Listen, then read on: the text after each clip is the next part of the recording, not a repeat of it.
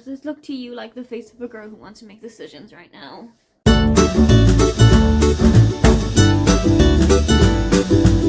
I said at the end of my face-off vlog that I was going to take it easy, that I was going to rest, that I was going to play The Sims for the evening. I didn't end up playing The Sims because I actually needed my laptop to process the video that went up on Monday so that you could watch it. So instead, I just sat on my couch and I am watching Knives Out for the first time. I've never seen it. It's so good so far. Then my phone started going absolutely insane, which only means one thing. So we are now headed towards Antananarivo, which is the capital of Madagascar. And for this, we need to read a book that has religion or gods in some way connected to it. What I think I'm going to do is I'm going to go for My Father's House by Joseph O'Connor. It is based on a true story of a Monsignor from Ireland. He was a Catholic Monsignor who was living in Rome at the time of the Nazi invasion of Rome in 1943, I want to say. And he was responsible for saving a lot of people's lives and for getting a lot of people into safety as the Nazis were starting to advance upon Rome. It is based on a true story, but it will still get the points because it is a fictionalized version of it. And, fun fact, Joseph O'Connor is the brother of the late singer Sinead O'Connor, and I think that that's a little bit of an extra reason as to why I need to go for this one. But I have a second option in mind. Just in case I don't vibe with this one, I have got another option in mind, and that is Haven by Emma Donoghue. This will get a couple of more bonus points because not only is it a historical fiction book, but Emma Donoghue is also an LGBT author. And I absolutely love the books that she has written so far. I read The Wonder, which would also fit into this prompt because it's about a girl who they think is performing miracles sent by God. So that would also fit in here. But this one is set in the 700s AD. It is set in Ireland. It is set on a tiny little island off the coast of Kerry, which is right in the south of the country. It is about two men, one very old, one very young, who are scouring the entire country for a place that they can set up their monastery so that it can be a place of worship and so that it can be a place of solitude, which is something that a lot of monks were looking for at the time. Worship and solitude. So they come across this barely inhabited island off the coast of Kerry, and that is still to this day standing, and it is known as Skellig Vical, and there is a monastic ruin on the island. I've never been to Skellig Vical, but I'm really interested in the story of it. And I love Kerry as a county. I love Kerry as an area. My family used to go to Kerry as a holiday destination all the time. Like the August bank holiday, which is always the first weekend of August, we would either go to Kerry or to Galway. I'm going to continue watching Knives Out for the rest of the evening because it is just coming on 10:20. I do not have the processing capacity for a book of any description. I cannot read right now, be it with my eyes or with my ears. So I'm going to watch the rest of Knives Out. I'm going to take an early night then, and I'm going to come back live kicking and screaming tomorrow morning, and we'll see where we go. I am going out for some of the evening, and let me tell you why. Today is June the 17th, and on June 17th, 2017, I left Ireland for Germany. Now, I didn't come to Berlin first when I moved to Germany. I actually lived in Dortmund, which is a smaller city about 500 kilometers away from here. Been in Berlin for about 2.5 years by this stage, but every year on June the 17th, I go out for a little burger. It is just a little kind of a ritual that I do for myself. I go out completely on my own, and I'm going to do that today. So I'm going to bring my Kindle with me, which is on the couch somewhere over there. I'm going to bring my Kindle with me, and I'm going to keep going with My Father's House. I listened to the audiobook of it while I was at work. I found the chapter that I was on, and I'm having a really good time with it. I'm having such a good time. I know it's a little bit drab. I know it's a little bit kind of depressing because it is about World War II, but there is also so much that I'm really enjoying about it. Mainly because the main character in this, the Monsignor Flaherty, is from Kerry, very far south in Ireland, and it is 2 counties over from where I grew up. So I went there quite a lot when I was younger. And it goes into this kind of explanation of how Kerry people hate people from Limerick or from Cork or from Dublin. And that energy expands into the whole of Ireland and how much people in Ireland as a whole are not super okay with the English most of the time. I really enjoyed that chapter so far. Something that I'm picking up on this book is that there is a choir that is being formed by the Monsignor Flaherty, and that is going to be used as a kind of a cover of getting people out of Italy and getting them to safety during this time, because he can't be seen to move a big bunch of people over for no reason. But if he says that they're going to perform in a show, or if they're going to have a concert somewhere, doesn't that make a lot more sense? Anyway, let's go have a burger.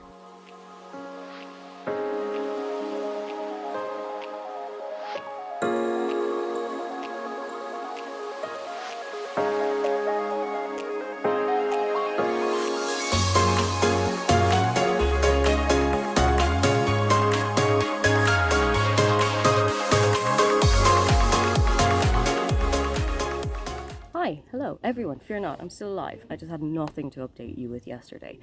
I spent all of my day yesterday reading my book, getting it finished, and getting to Antananarivo.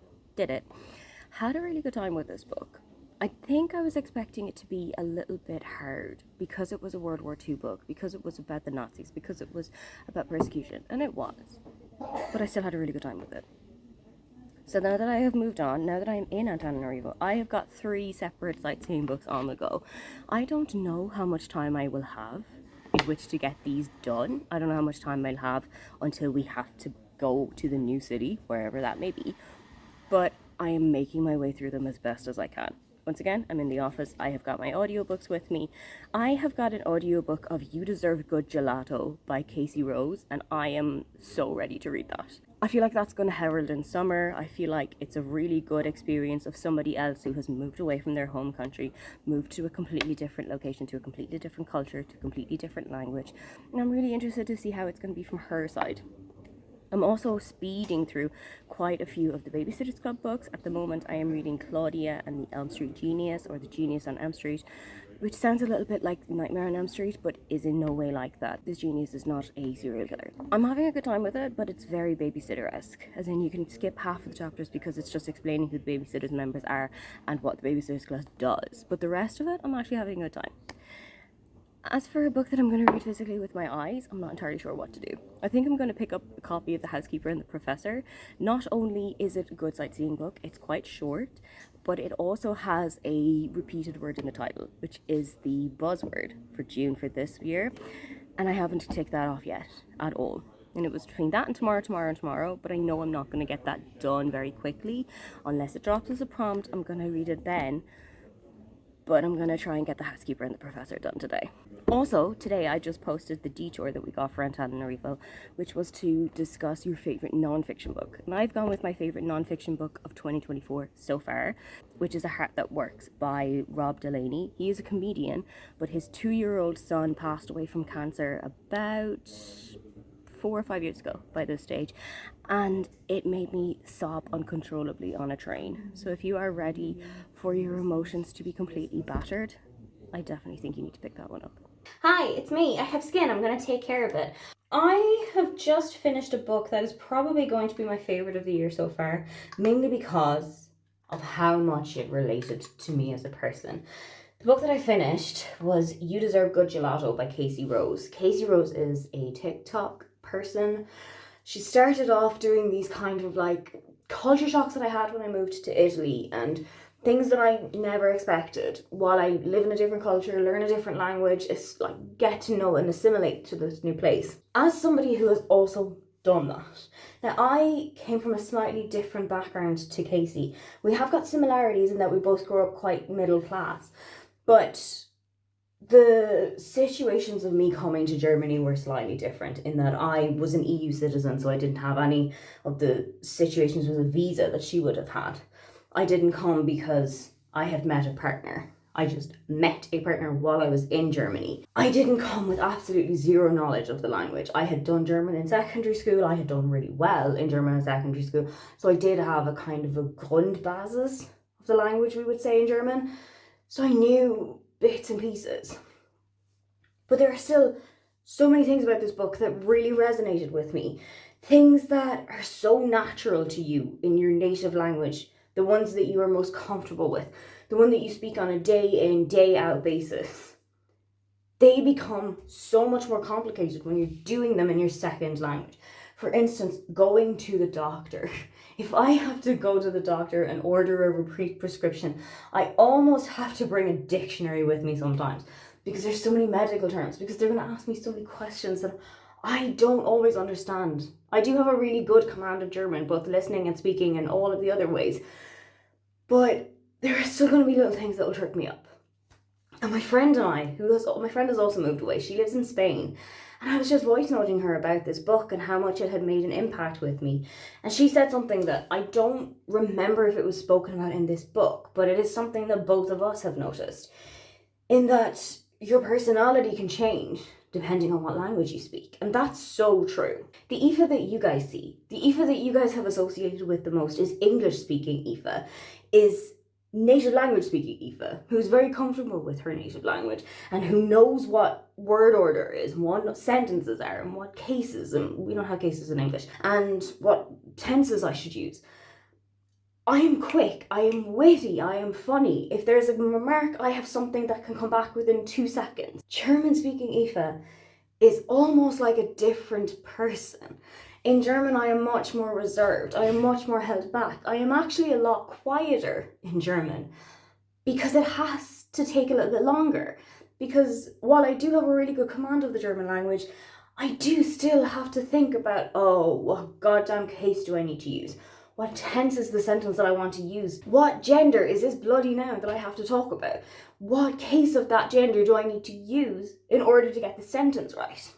And I have had a lot of people say to me, you know, you have quite accent-free German, you have very fluent German for somebody who lives in a city that is so international and where English is very widely spoken. It is still a German city, but English is very widely accepted here in Berlin. It's like 2 different sides of a coin.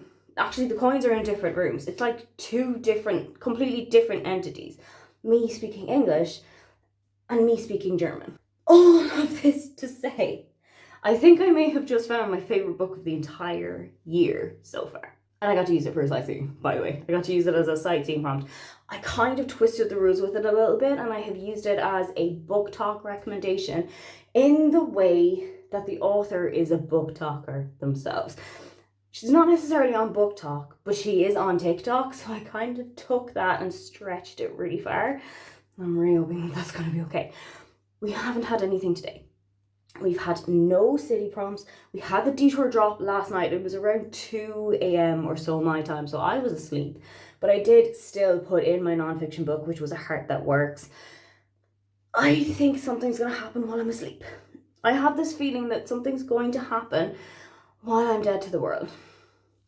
Let's see. Let's wake up tomorrow and let's see what happens. We have just gotten leg 7. We are on our way not to Oz. We are not going to Oz. That was a very interesting little interruption to watch. But we are on our way to Seoul.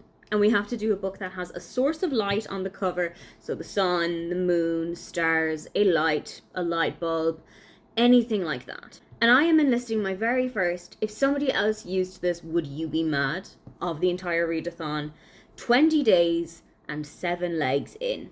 I am going to go for All the Light We Cannot See by Anthony Doerr. Now, it does kind of have a light source on it. There is a tiny little patch of the clouds through which the moon shines through, and there is also the reflection of the moonlight on the water, but also it has light in the title. So if that little chunk of light is not going to be enough, it has got light in the title. And I think I can make the argument for it. Now, somebody out there is probably going to be like, oh, I wouldn't necessarily count it. But I personally, if somebody else on another team was using a light in the title for this, I would not be so mad about it. I would be fine about it. I've read this back in 2014, 2015, so this is technically going to be a reread, but it is also going to be like reading it for the first time because I have no idea what it is that actually happens in this book. I am pretty much going into it completely as a new reader because it was 10 or 11 years ago by this stage. So I'm going in with absolutely no ideas. However, I do know that it is about a young girl called Marie, who is French, and a young boy called Werner, who is German, and their paths kind of cross with one another, and they are both living in France and in Germany, respectively, during the Second World War, I think around 1940s, early 1940s. I'm intrigued. Let's see how it goes. I'm intrigued to see if I'll remember any of it. Hi, it's Friday. I have to sit up straight like this because my back has been screaming at me for about 2 days. So this is the best that we can do right now. Also, my phone is in such a precarious position that I think if I even move a centimeter, it's going to fall. So we're going to do this as quickly as we possibly can. Soul is going great. I am having a phenomenal time with this book, but I think I'm reading it in the wrong way. All the Light We Cannot See is stunning. The writing is fantastic. The story itself is heartbreaking. I love the kind of connection that we haven't even seen yet between Marie-Laure and Vienna. Marie-Laure is hiding a radio in her attic that she is using to communicate with the British. And Vienna is known in his town as the boy who goes around and he repairs old radio sets so that people can know if another blitz is coming. And there's going to be a little kind of a connection between the two of them in that they are going to bond over their shared love of radio. But I am reading this in the wrong way. I should be reading this as a physical book. I should be reading it written down, but I am listening to it. I am reading it with my ears. I have got a copy of it back at my parents' house. I have got a full physical copy, all 530 something pages, and when I go back in July, might go and try and pull it out and see if I can get it done again, because I feel like it needs to be explored and it needs to be appreciated in that way. The writing is just too good for me to be listening to it while I'm at work, and I miss a couple of things and I have to go back over a couple of things. And you know how it always is when you're listening to an audiobook, sometimes you just don't process it. I'm missing out on a couple of things, and I feel like if I was reading it physically, either as an ebook or as a physical copy, I wouldn't miss out on as much. Hello, if you can see the clock over there in the background, it is late on a Friday evening, and it is late for me to get into Seoul, but I did it. I basically disassociated for the entire evening. I cooked dinner and I had my book in my ears the entire time, and I had such a time with it. Like I said, it is the kind of book that I think I should have read as written form rather than with my ears, but that doesn't take away from the fact that it is so stunning. It genuinely did stop me in my tracks a couple of times when particular characters passed away, or when the Nazis had brought in new rules and new regulations that were going to affect both Marie and Vienna. Like I said, I'm going to see if I can find a copy of it when I get back to my parents' house, because I'm pretty sure I still have it there. I'm just going to double check. But I need to go and find something to sightsee with. I've got a couple of options. I've got a couple of things floating around my head, but one that I definitely want to go and try out is the book that Brie gave 5 stars to. She has been telling me for ages and ages that I need to read A Girl Like Her by Talia Hibbert, and she also put it on my 12 and 24 for this year. So I feel like if I don't read it throughout the month of June, I am being a terrible friend. So that's what I'm going to do. I'm going to go and sit on the couch. We haven't had any chaos today, and I am genuinely hopeful that by the time I wake up tomorrow morning, there isn't going to be any more chaos, because when you see me this time next week, my life will have been a hell of a lot more chaotic. Let's see each other then.